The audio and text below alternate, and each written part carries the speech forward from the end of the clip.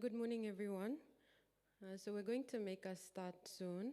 May I ask that those that are here, move to the front of the room in preparation for the opening session.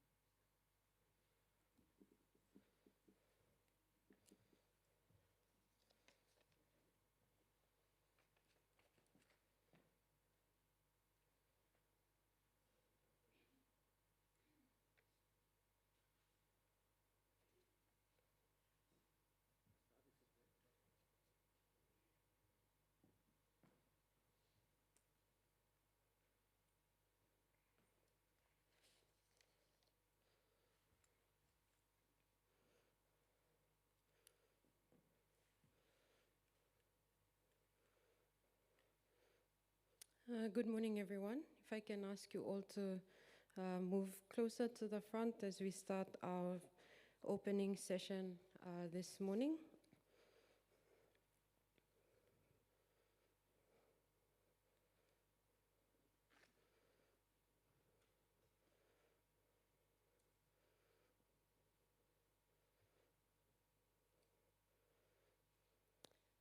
Good morning and welcome to the second National Integrity Summit hosted by Transparency International PNG with the support of the European Union.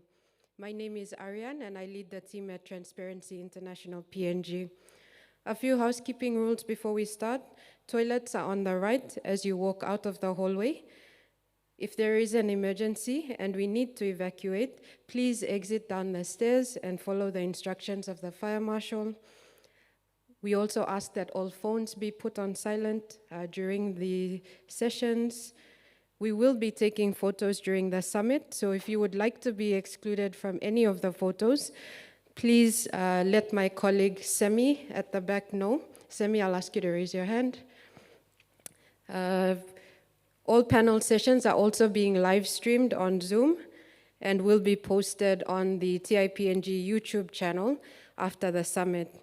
For our participants on Zoom, I welcome each and every one of you and thank you for making the time to join us virtually for the opening session. If you are posting about the summit on social media, please tag our social media handles and use the hashtag PNG Integrity. I'll just go quickly through the program for the opening session.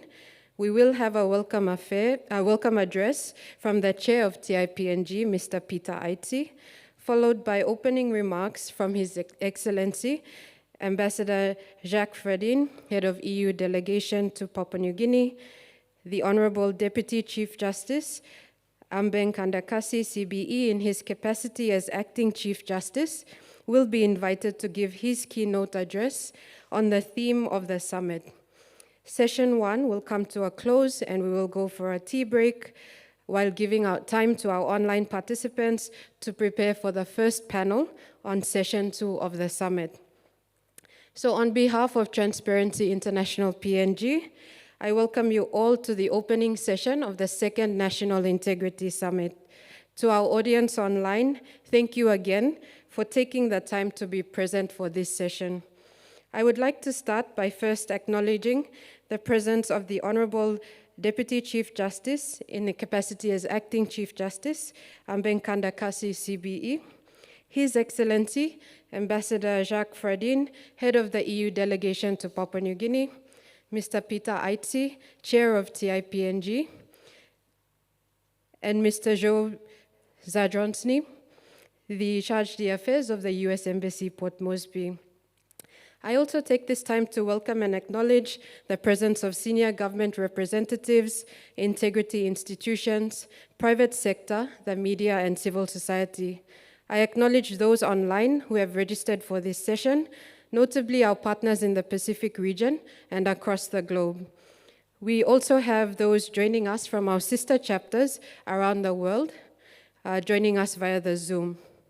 I would like to take a moment to acknowledge the work of the European Union in Papua New Guinea. The European Union has been a long-term great supporter of PNG and Transparency International PNG.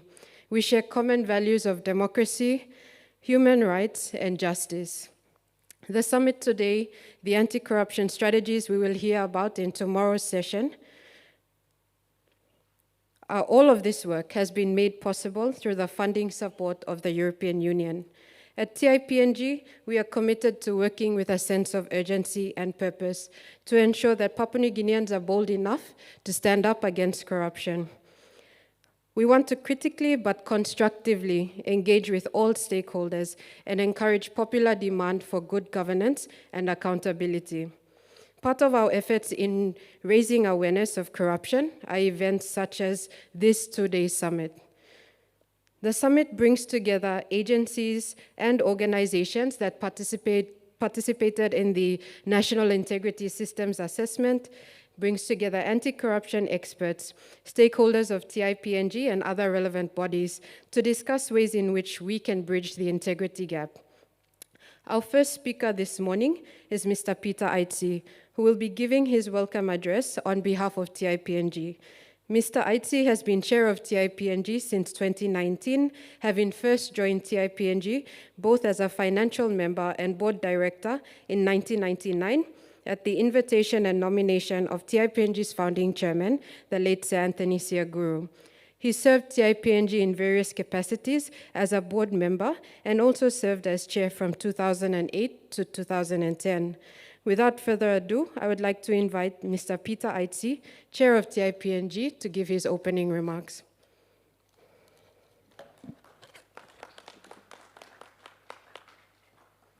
Thanks, Arianne. Thank you very much, Arianne. Good morning, everybody. On behalf of Transparency International PNG, I'm pleased to welcome you all to the second National Integrity Summit. It's wonderful to see so many of our stakeholders here, our partners, our friends, our supporters of TI, all present in this room and also joining us online. Just supporting Arianne's acknowledgements, I just want to thank the newly arrived ambassador for the EU for his presence today. Our advocate supporter, Judge Kandakasi, thank you for your presence today. And many of you in the room that I see are very familiar faces, so thank you all for joining us today. We're delighted that the National Integrity Summit has attracted many of our delegates who were here last year. Many of you are long-term partners that support the work of TI, and so I thank you for making time and committing to this summit. I particularly want to acknowledge some long-term supporters of TI's events and work, and that is Mr. Jack Carrico from the National Judicial Staff Services, Mr. Richard Whitchurch from the Parliamentary Services, and from the Bank of PNG, the Financial Analysis Supervision Unit, Mr. Wilson O'Neill for their long-standing support of the work of TI. I also acknowledge the work of the European Union in Papua New Guinea. The EU has been a great long-term supporter of TIPNG, and indeed the National Integrity Summit, the first summit they funded last year, was made possible because of their support, and also this year's summit. So I extend my thanks to the EU as being key partners for us. With the EU support, TIPNG, through the Promoting Anti-Corruption and Integrity Strategies, or the PICE project, has been able to conduct meetings and interviews with 33 agencies to develop and launch the 2021 National Integrity Systems Assessment, or the NISA project. We were able to host the first National Integrity Summit in 2021, opened by the Prime Minister, with over 300 attendees in person and online. We worked very closely with the PNG Media Council and its member organisations and launched the Investigative Journalism Awards and hosted 2 investigative journalism workshops, which were conducted with obviously our journalists and journalism students. The EU support has also enabled us to launch the Integrity Initiatives of Excellence Award for agencies in Papua New Guinea to celebrate best practice among some of our key watchdog agencies.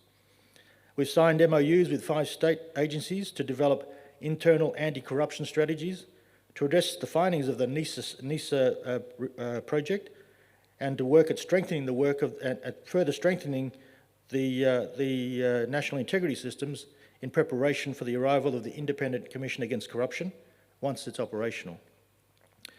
To date, 3 agencies have developed their own internal anti-corruption strategies, and those agencies are the National Economic Fiscal Commission, the Public Services Commission, and last week we launched the Interim ICAC Office's internal strategy. So another 2 to come out of the first project. During the first summit last year, we launched the 2021 PNG National Integrity Systems Assessment Report, which pointed clearly to the fact that while PNG's integrity laws are somewhat adequate, the practice within these institutions falls very short of those legislated standards. Clearly, there's an integrity gap from what is law and what is actually the practice. This was further validated in last year's summit, and for those that recall, it received I think front page headlines when the then director of FASU, the current acting governor of the central bank, shared with us that they had flagged 10,000 suspicious financial transactions, and yet there had been no investigations undertaken and no prosecutions. So this sort of demonstrates the gap between what is in law and what our agencies are actually doing.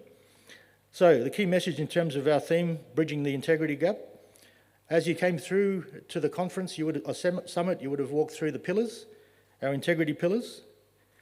The structure outside presents our national integrity, depicted as a house. The foundation of the house being our laws and constitutions. The posts or pillars that you walk through are the institutions and agencies that are built on these laws. The pillars in turn support the roof, and the roof represents our national integrity. One can say that the roof is like an umbrella that protects and shields our society. An umbrella of integrity which supports the institutional agencies underneath that roof, which then forms the basis of our society. When all pillars in our integrity systems are functioning well, there is less tolerance for corrupt individuals and corrupt practices. However, if some of those pillars are wobbling or weak, as we see, this can allow corruption to thrive and ultimately damage our society. Papua New Guinea's anti-corruption strategy 2010 to 2030 calls on the state agencies to develop internal anti-corruption strategies. And yet to date, there's been almost no uptake of this national policy. So with the funding and support from the EU, TIPNG has been privileged to work with 5 state agencies to develop agency-led anti-corruption strategies. This work is aligned with the National Anti-Corruption Strategy and is aimed at strengthening the government's response to combating corruption and, importantly, bridging the gap between policy and practice. These agencies, in tomorrow's session, will share their experiences in a roundtable. So we look forward to that discussion. The conversations that will take place over the next 2 days will give you an insight into the current challenges and opportunities within the agencies represented in our national integrity systems. It's really an important opportunity for us to work together to bridge that integrity gap, and it will require a collective effort. It's also clear that what it needs is firm and decisive action from our leaders. And I'm not talking just about political leaders, I'm talking about leaders at every level of society. Our mission in TIPNG, as you'll see in some of the documents you've got, is to empower our people in PNG to take action against corruption. This mission guides much of our engagement as an organisation, and it also is reflected, as you'll see, in the program of our summit, in the content of our summit. I'm hoping that this summit will bring like-minded individuals and organisations together to allow us to collaborate and to help us to start to rebuild the national integrity, our national integrity. So I encourage you to actively participate in our various plenary sessions, use the breakout sessions to meet other partner organisations and some of our international partners. Obviously do your networking, and I hope that you out of it will get some new contacts, some new professional contacts that can further support your work, particularly our agencies. So in closing, I once again thank all of our distinguished supporters and guests, and particularly our panellists for committing themselves to the task ahead. And in the discussions where we hope what we'll be doing is sharing best practice. I acknowledge those who have supported the efforts of TIPNG as we've implemented the Promoting Anti-Corruption and Integrity projects over the last 2 years. So with that, ladies and gentlemen, I welcome you all to the second Integrity Summit, and I wish you good discussions. Thank you.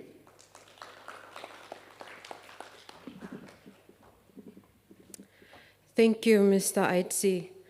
Our next speaker is the European Union Head of Delegation to Papua New Guinea, His Excellency, Ambassador Jaques Fradin. Ambassador Fradin has a wide breadth of experience in international relations and governance. Since joining the European Union in 2010, he has worked in various external relations posts in Brussels. He arrived from Brussels in September 2022, where he served in the European External Action Services as Head of Division for Political Strategic Planning of Common Security and Defense Policy. Without further ado, I would like to invite Ambassador Fradin to give his opening remarks.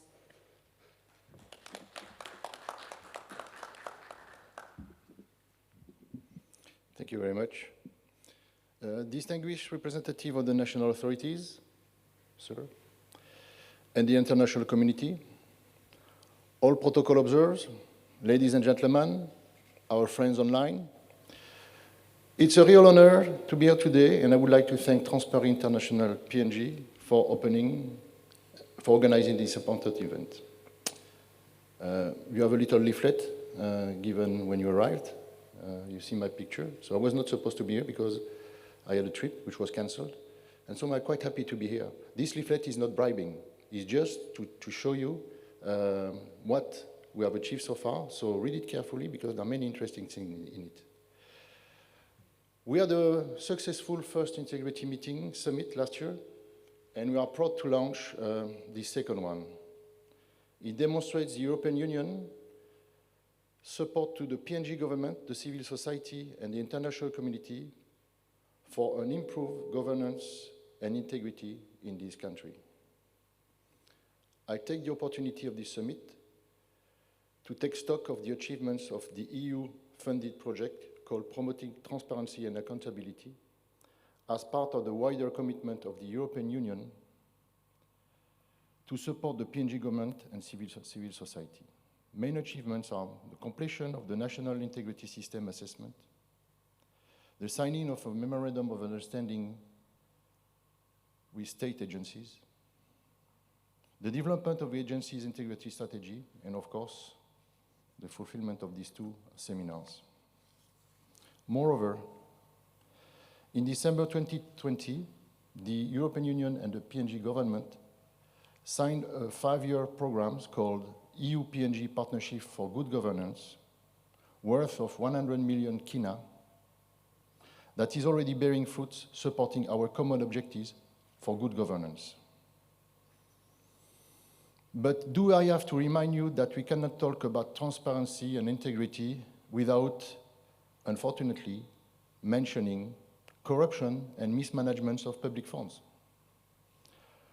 Money vanishing with corruption is money not spent wisely elsewhere. It affects not only the people who are the most in need of public goods and services, but maybe more importantly, the citizens' trust in their institutions. Of course, commitment for a better governance and integrity always encounters obstacles as tough decisions are to be made. Progress and implementation of the existing rules and regulations are key to ensure that laws are enacted and that institutions have the means and the capacity to operate effectively. I will state the obvious, but maybe I have to remind it. A strengthened governance and integrity benefits to children receiving a better education, improve health care for the population, fair business, well-functioning of the public administration, and sustainable development. In this domain, the European Union wants to congratulate PNG on its achievement, the achievement and establishment of the Independent Commission Against Corruption, ICAC, the passing on the whistleblower legislation, and the abolishment of the death penalty. These actions go a long way toward establishing a fairer society for citizens and business, guaranteeing the respect of human rights, and maybe very important when you speak of sustainable development, enhancing the position and the image of Papua New Guinea in the world. Dear partners, the European Union will continue to provide support and technical assistance to the PNG government and the civil society, which are the critical and essential actors in this domain. I'm looking forward to the debates on how the bridging integrity gap, both in the public and in the private sector, will be a great opportunity for all of us to understand the existing challenges and address them collectively. That's the end of my speech. It was short and concise because I think that the most important will be the debates and the answer you will get. I would like to thank you very much and all of you for your attention.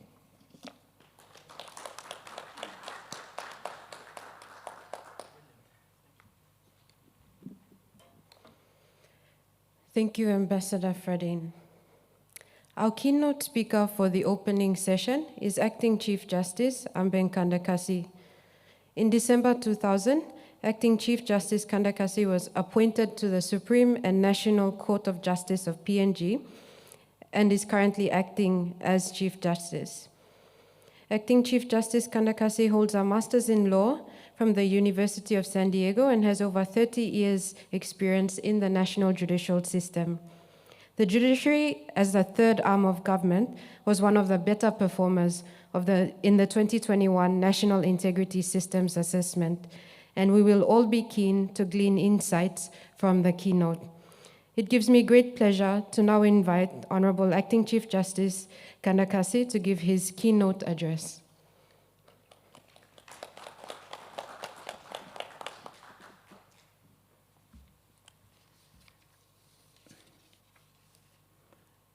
I sometimes give a longer speech to make up for the loss in height. So if I do, you will have to forgive me and hope that I don't go past your tea time. My apologies in advance will do. But before I do, I acknowledge the presence of your main supporter and funder, the European Union Head of Mission, His Excellency Fradin, and the team from European Union. You're all here. It's also good to see the chair of TIPNG present and able to give their first welcome address. I also see the secretary of the NJSS, Jaques, present, and I'm pleased that we, as an institution, participate in this summit. I will apologize because, like I said, I was given very short notice, didn't have the time to consult the judges to represent a judicial view on this keynote address. So most of what I will be saying is coming from me, but based on knowledge, experience, and exposure. I might also add that I've been around the country far more than anyone else might have been. I've been into helicopters up to Mount Yule, the repeater station, over in Gobe, into Vanimo, right into the thick forests, doing mediation work. None of my colleagues, it's not boasting, but none of my colleagues would have known the breadth and length of a country unless you've traveled, unless you've been with the people. So some of the things I will be saying will be based on my experience, my seeing of our people. The theme of your summit, it's an absolutely critical one, bridging the integrity gap. How deep is that gap? How wide is that gap? Are we talking only about the government systems and processes, or are we talking about the nation as a whole? I'd like to take the later approach, if we see the concept broadly. The theme has been selected, from what I understand, that comes from an assessment done by TIPNG on the National Integrity Systems Assessment that has produced an outcome. One of that outcome, or important one, was that we may have some of the best laws and systems and processes, but the practical implementation or following the process is a problem. It's a bigger problem. I have, in deliberate judgment, did say we do have some of the best systems and processes in the world. Unfortunately, the people behind those systems is the problem, and we need to address that. According to the Post-Courier this week, Papua New Guinea is ranked 124th out of 180 corruption index. We seem to have fared a little better from the 2020 index rating of 142. That shows some changes have occurred to bring us to a slightly improved position. I am not at all surprised with that indexing and the assessment TPNG has carried out. And I've already made mention of the observations I've made in deliberate judgment. I will not go there. I've also looked at the session and the various topics. It's very relevant, highly important, and I'm pleased that they are on your agenda for this summit. These are critical steps of what we must do presently. And so I do commend the program and its content and the discussions that you will have. It is timely, it is important that we should have this conversation going. But in my humble view, there is more a fundamental problem. Before we talk into the government systems and processes, there's a fundamental problem that goes to who we are as a people, who we are as a society. For me, it's a wider gap, not just restricted to government processes and systems, but society as a whole. We start as a people with our families, then move and work and function, grow within clans and tribes. Then, of course, you have your districts and your provinces and your regions. And when we ask a Papua New Guinean, where do you come from, rather than saying where you are resident at the moment, we talk about our regional provinces, our villages. And so that affiliation still exists. You would hardly hear someone talking about nationalism, someone talking about, I'm a Papua New Guinean and I'm proud to be one. If I'm Hengan, people will always say, I'm an Hengan, so I'm proud of it. But Hengan is part of the country. Shouldn't we be promoting that nationalism within ourselves, and then take ownership of who we are, what we are, and to shape what we want to be? Through the Constitution, our founding fathers have made a deliberate decision to found a nation on the good traditional past practices and experiences, and they introduce Christian principles. They go down to just one conclusion, and that is that these principles stand for integrity, which comes to respect, honor for our elders, leaders, others, and their properties. Being truthful, honest, and doing what you can for others, but not to lie, cheat, steal, or destroy other people and their properties underpin these principles. They are the core of what Papua New Guinea on independence said we will build upon. So the question does come now, are we living to it? How about these qualities and attributes that people should have? Have we come to a point of respecting one another? Are we, as a citizen, respecting my neighbor? Not necessarily my tribesman, not necessarily my clansman, or someone from my province, but as a fellow Papua New Guinean. What about the public assets? I go to school, I remember one name, some of the colleagues at UPNG, good to see you, Tony, present, thank you. I recall seeing some of my colleagues kicking the rubbish bin, and then I'm saying, what's going on? Why are you doing that? And the one who was doing said, oh, I'm creating jobs for the cleaner. I mean, what sort of a reaction is that? At one point, the students at UPNG were talking about fighting corruption. And then one of them said, oh, don't worry about it. Wait for your turn. Wait for your time, and you'll help yourself. That's the attitude. That's the mentality with our people. The basics of society prior to independence, the father, the mother, taught a child to be a person of integrity. I recall my mother was the only person in my life that did anything, and I would go to school, and then when I returned home, she would check and see that I've gone to the garden, I've collected firewood, and I've brought water home. If I hadn't, if once I go to the garden and didn't go to the garden and did not collect the firewood, she would give me a raw cocoa. She would not cook. Because you failed to bring the firewood, I can't give you cooked food. Here's a raw one, take it. And then sometimes when I don't bring the water, she will cook a nice meal, put a lot of salt in, and then let me take it. Then the next thing I look for is the water. One time she had a container in the back of the room, and I had that salty taste, and so I'm putting my hands behind it, and lo and behold, I thought I was taking some water, but it was weakened acid from a battery that needed to go in. Luckily, we have a creek nearby, so I washed my mouth open, and here I am, still alive. So it's my mother who taught me working hard. Just because you're doing one thing does not mean that the other things have to suffer.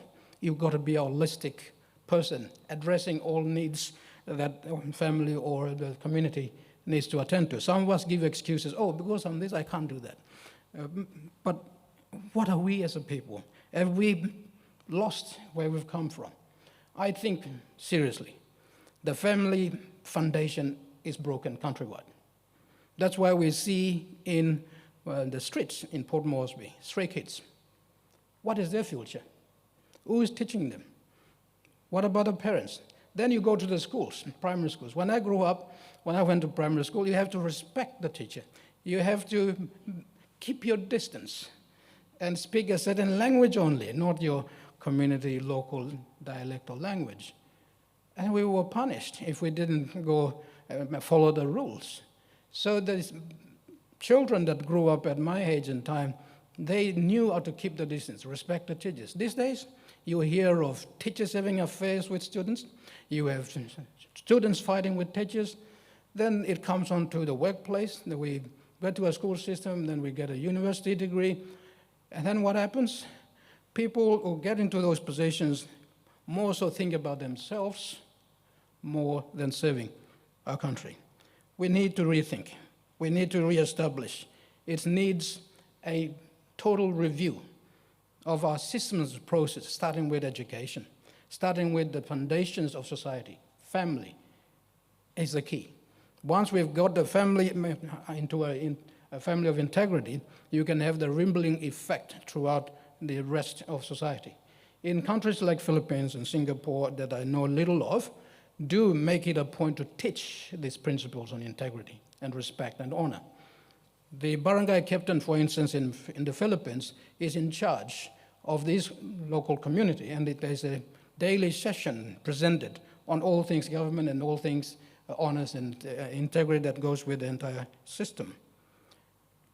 We need a system that will enable and inculcate in the families, then in the schools, then at university, then at workplace. People need to subscribe to things that we call honesty, things that we call integrity, things that we call truth, being fair, being right. Those are things that need to be emphasized, in my view, at the learning stage from a family unit through to primary school, through to high school, through to university, then at the workplace. When we do that, you will produce men and women of integrity. With them, they will come the systems and processes that we have in place. We'll have people that we need and we want and we like to have, and the country will strive.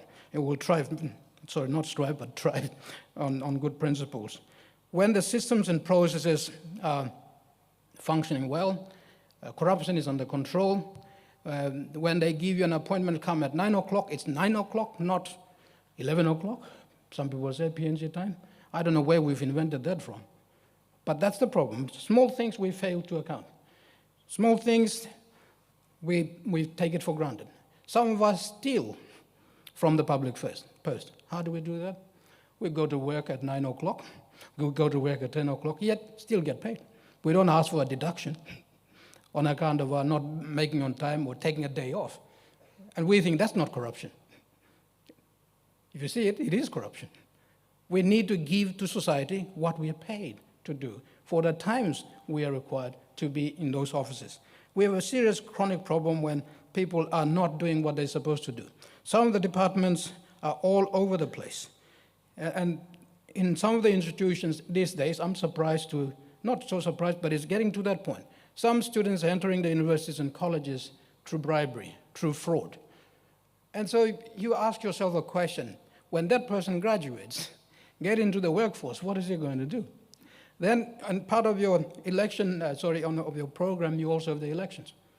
This election, has it been a fair outcome? Certainly not in my view. It hasn't been. When people's right to vote that comes only once every 5 years is hijacked, where is democracy? How can you say, I've got the mandate from the people? And people know how they've come into power. Some, yes, come through the due process.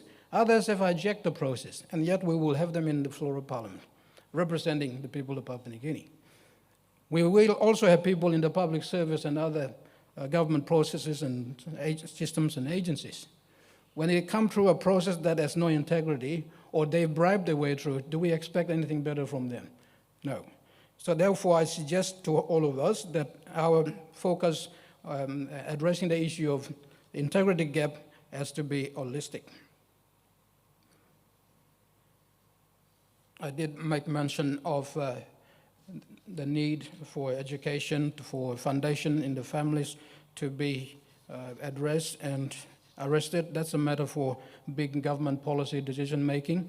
So we now come to the question of what can we do in the present given circumstances and situations we're in as a people, as a system, as the government, as the private and public sector. I do know from limited personal experiences, some public offices, especially in government contracts, have been asking the contractors to give X amount as a commission or a reward for them to get the job. Now, instead of the private person saying, no, I'm not going to do that, they worry about getting the contract. So there is the interplay between the private and public sector. So we need to be addressing not only a system and integrity process within government circles, but also how do you do a business with integrity, with honor, with respect. Then if that is addressed hand in hand, together with some system of educating our people to become men and women of integrity, then we will address the issue of corruption, and we will certainly narrow the gap that exists. In my definition, like I said, is more wider than just restricted to one sector, public or private. We look at it as a holistic system that as a nation, as a country, we need to look at. When the country is functioning well, there's men and women of integrity. What do I mean by that? In Singapore, when you go, for instance, you go in a taxi ride, you leave your wallet in the phone, the taxi driver will look for you and come and deliver. That is integrity, honesty at play in that little setting. Papua New Guinea can come to that, provided the right investment is made in the right place and adjustments are made before it is too late. This conversation that you've started needs to go on every year, that we need to have people subscribe, those in government and those in private, that are in a position of influence to be able to subscribe to the principles of integrity. What does it mean personally to me? What does it mean to the institution? All of that we need to be looking at holistically. In the judiciary, before I joined, come back to the Master of Ceremonies, alluding to the PNG judiciary has done something on its electronic case management system, so I'm getting into that. Prior to my being appointed as a judge, we had serious issues. As a lawyer, I would run into court file is gone conveniently missing, or it's no longer in existence. So the client's case get adjourned or frustrated, you don't get on with it. And that has been a chronic problem. Even after I joined the judiciary, that problem exists. I would go into court, the case called, the file is not there. I can't do anything about the case on the set date and time. That frustrates everybody. So we've been searching hard and fast about a system that could help us, and I'm happy to say we've found the system. It's called the Integrated Electronic Case Management System. We tried to pilot it in 2020, but when the pandemics came, there was no piloting. We went straight into application. And I can happily report now, the system is versatile. It can record who's gone into a file at what time and has done what. The days of lawyers and parties being told, sorry, the file is not here, so you get adjourned, is no longer the case. I can go into court with all I need is my laptop, log into it, search for the case file, it pops up. All right, counsel, don't worry about the court file. Here we got it, let's get going. What is it for today? Let's get to business. And that has tremendously improved, and if not eliminated, the file missing. The file missing in most cases were corruptly done. Certain lawyers had some deals with the people in the registry. Now it is not possible. And we are struggling to get the registry people to say we are going paperless. Because the moment you have papers, there's bound to be movement of papers and misplacement of this and that. So that's why we're progressing. Instructions have been issued. Hopefully in the near future, we will be completely paperless. And so everything is done, it's on the record. So if someone wants to know what orders have been made by whoever the judge is, they go into the system, log in. If you are a user, a registered user, you'll find out exactly what orders were made, when they were made, what second, what minute. And so that's the exciting system we're going into. And the upgrade, we're looking for funds that will be all-purpose system that will have court recording, that will have produced orders on the spot, so we don't waste time. So we have a set of a turnaround time. In the registry, it's about 24 hours. If you lodge a document and there's no movement, you raise it to the assistant registrar of the relevant track. And if he's not able to do it, you take it up to the registrar. If he's not able to, it comes to me as system administrator at the moment. So there's a complete fast tracking of the system. One lawyer came to court and was talking about, oh, I've lodged the documents, but I'm waiting for the registry to return. I said, what are you talking about? How long have you been waiting? 3 months, 6 months. Did you write to the registrar? No. Did you come to me? No. So how do you expect things to happen? You have failed. So we are giving a hands-on experience training for lawyers in the near future so that the system continues to run and get rid of corruption that existed in the court files. Presently, people are also producing a couple of court orders that are not necessarily accurate and correct, fraudulently secured. We hope to eliminate that, and we will have a system that everybody can look forward to. So when you have a system and process, a nation, a country that is built on integrity, integrity stands for all the things that I've briefly mentioned, then imagine foreign investment. Imagine domestic investment. Imagine business flourishing. We can get to that point as a nation, but it needs all of us to address and discuss the issue of integrity, and I commend TPI and PNG for initiating, and the European Union for the support you provide financially and program-wise, that this conversation must go on until we have managed to remove the gaps and build an integrity, a nation with integrity from the community, family level, through to all systems of government, including the private sector that interplay and work with the systems of government. So, ladies and gentlemen, it gives me great pleasure to comment the program that you've set before yourselves. The discussions you will have, I hope, will not just be a discussion, but they are going forward action agenda items that you will work on those and enable the country to address it holistically. And I look forward to further programs that you will have so we can have this conversation going until we've achieved our stated objective. Thank you for your attention.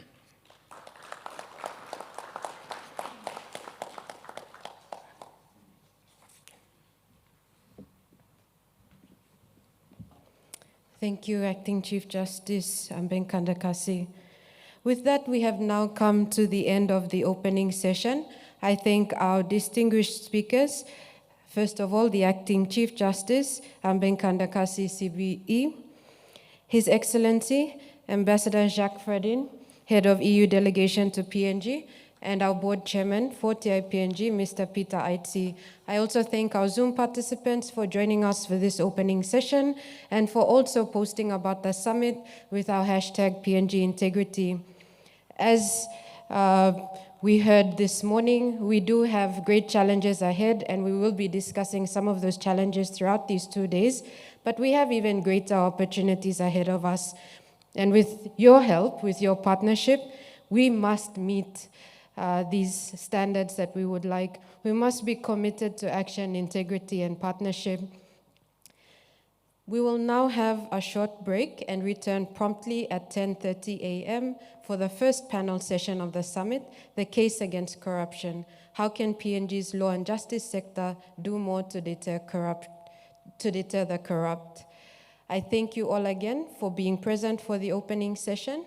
I ask our distinguished guests to remain on stage for the official photo, and I invite our guests that are here in the room with us to please join us for morning tea outside. Thank you.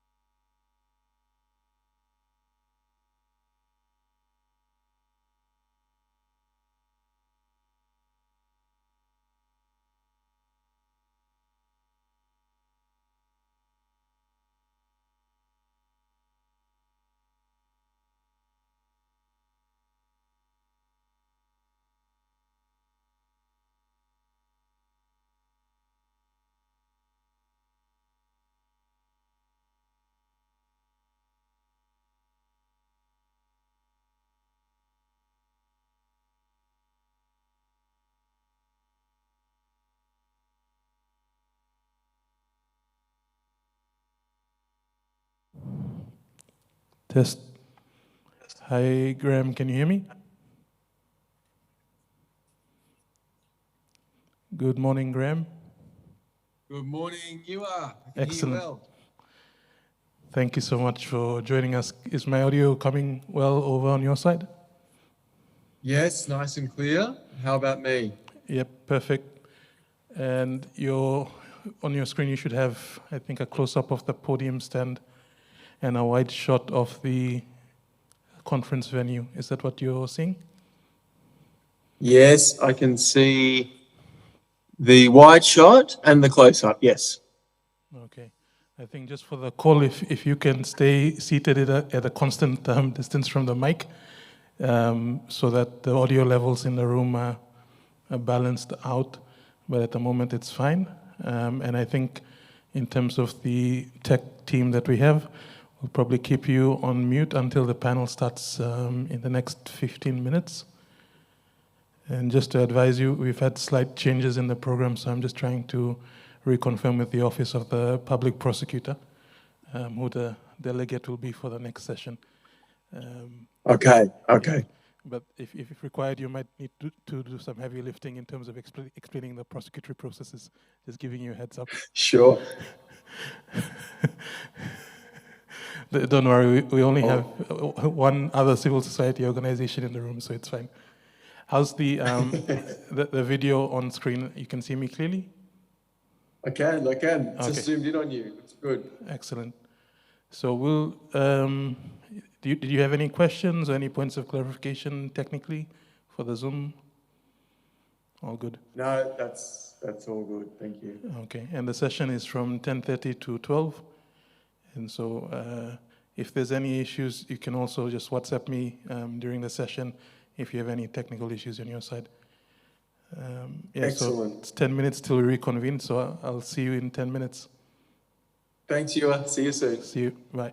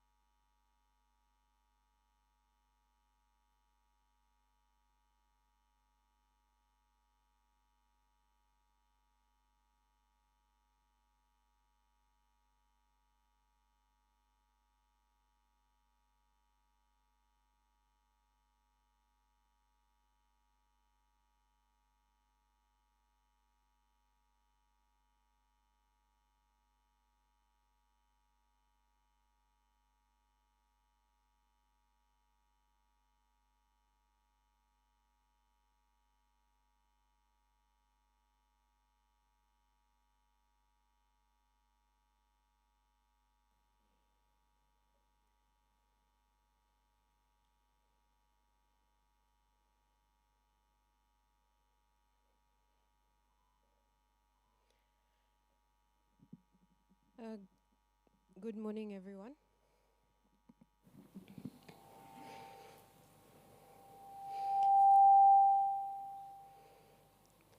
Good morning, everyone, and welcome back to the second session of the first day of the National Integrity Summit.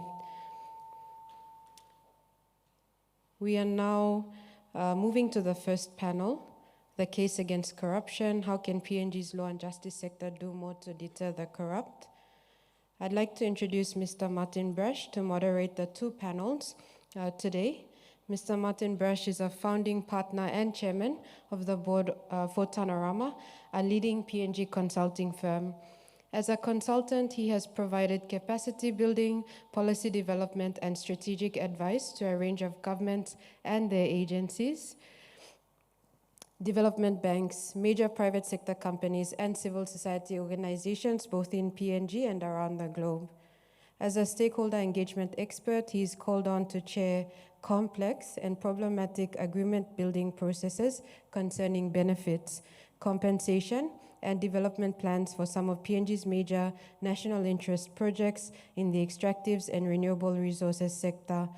I know that Mr. Martin Brush has extensive experience and expertise also in Papua New Guinea in the area of development, and it gives me great pleasure to introduce Mr. Martin Brush, who will be moderating the next session.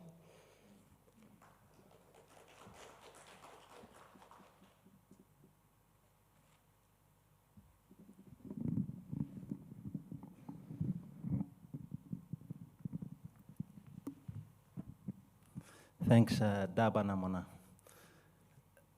Coming to you from APEC House in Port Moresby, but also acknowledging the many people online.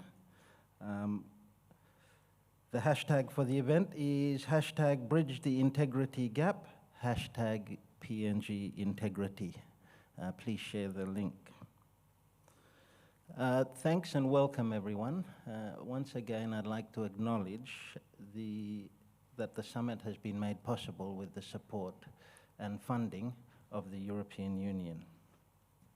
I'd like to thank all the people present here today, different agencies of state, civil society. Thanks for your time. I have just a few things to keep in mind for the session. The first one is that some of you will have questions. So in the room, you can hand those questions to some of the ushers. And online, feel free to type your questions into the Zoom chat box. And towards the end of the session, we'll have a chance to go through those. Okay. Just a few things on housekeeping. Photographs will be taken, as Arianne mentioned earlier. If you want to be left out of those photographs, please let one of the ushers know. Now, we've had some changes to our panel for this morning. However, we will nevertheless get our conversation happening. And so I'd like to introduce the panel members. With us at the moment is the Secretary for the National Judicial Staff Service, Mr. Jaques. Welcome.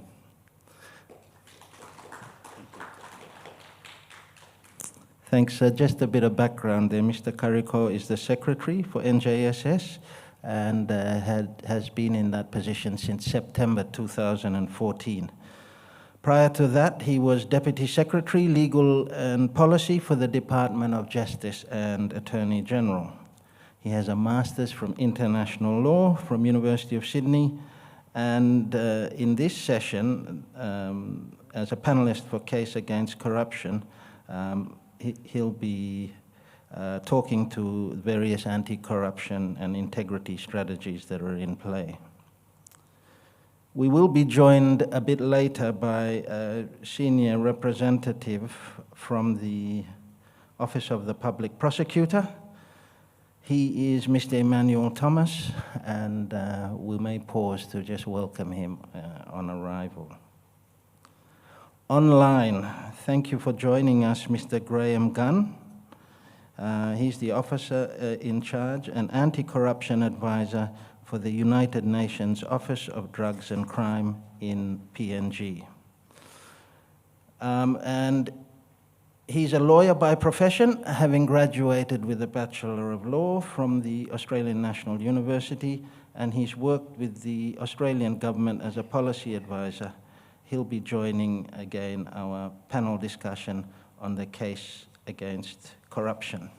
So once again, could I get everyone to acknowledge our panelists?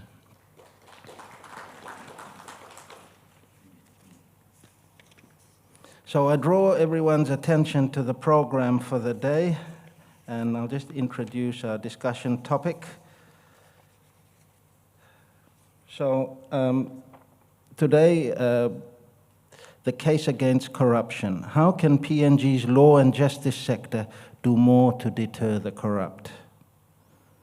So a little bit more on that. While the 2021 National Integrity Systems Assessment identified the judiciary as the strongest of the arms of government, agencies within the law and justice sector still have to bridge the integrity gap to meet public expectations of addressing corruption in PNG.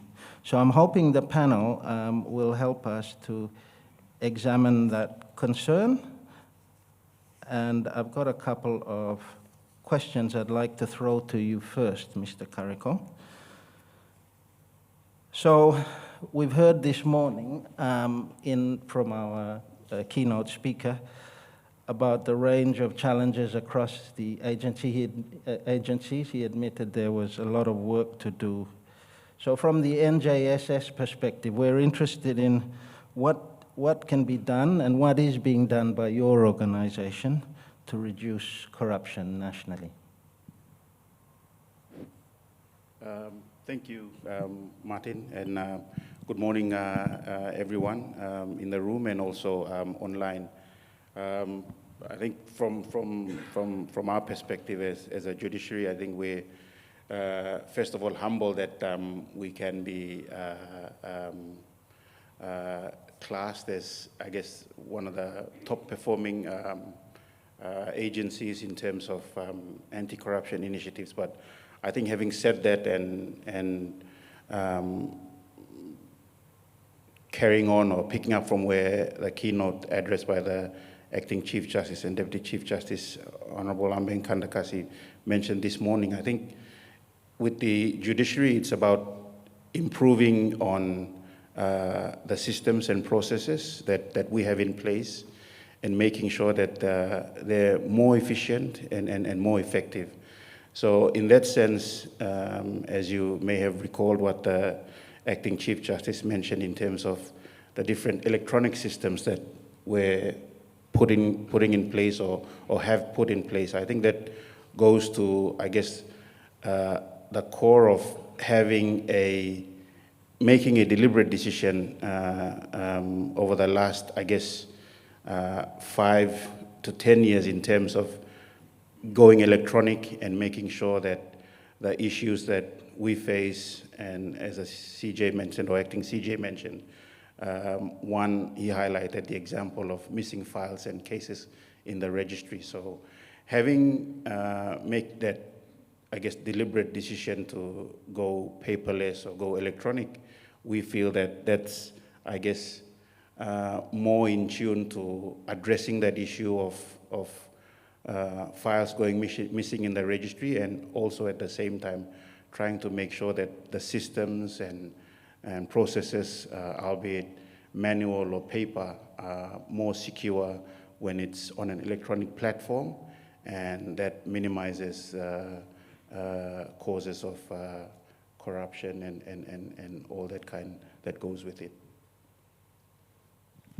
Thank you.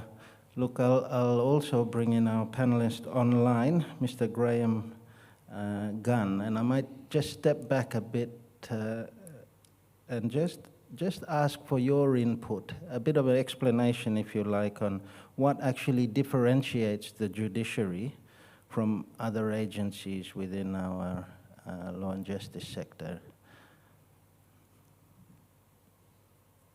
Good morning, Mr. Brash. Thank you for giving me the floor. Just acknowledge Mr. Jaques, the NJSES Secretary, distinguished guests, everyone at APEC House and online. It's such a privilege to be with you. Let me thank the European Union, who, in addition to sponsoring, supporting today's event, is the reason I'm involved at all in the PNG fight against corruption. The European Union is the generous donor of the PNG anti-corruption project, which the UNODC and the UNDP are co-implementing with the PNG government. I also want to acknowledge Transparency International PNG. In my experience, and it's the personal comment, TIPNG is among, if not the highest performing and most effective chapter, or at least among them, of TI in the world. So congratulations and keep up the great work. To come to your question, Mr. Brash, at the outset, and I appreciate there's been recognition of the role of the judiciary in PNG, particularly in the fight against corruption and promotion of transparency and integrity. As the United Nations, we don't rank or assess countries against each other or the institutions within them. We remain neutral in that respect, but let me make a few remarks about what differentiates the judiciary generally, and a really important concept that I'm sure is familiar to many people in the room. The separation of powers is the fundamental construct here. You have politicians, people who sit in parliament and are elected officials to make the law. You have the executive officers of government, like the Department of Justice or the Department of Prime Minister and NEC, that establish the public service and run the public service as the executive. And then you have the judiciary, and there are, and should be, wide gaps between those exercises of power, so that judges are entirely independent and separate when they interpret and apply the law to a set of circumstances. Of course, the judges don't make the law, they don't implement the law, they apply the law. And it's so critical that that is understood by politicians, that it's understood by the executive and respected by those institutions. Why is it so important, and what does it actually mean in practice? Well, of course, it means that the judiciary makes its decisions independently and in line with the fundamental pillar being the rule of law, not anything else, not influenced by a politician's interests or a public official's or a personal relationship. Justice, when it's conducted in that manner, when it's conducted independently and for the rule of law, is blind. It has no regard to the identity of the accused or the personal interest in stake. It's purely applying the law. So I just want to stress that issue, and I know that's well understood by many in the room, but it's a message that executive governments, branch of government and the political sphere across the world need to understand and appreciate to respect the judiciary's key function. And of course, if the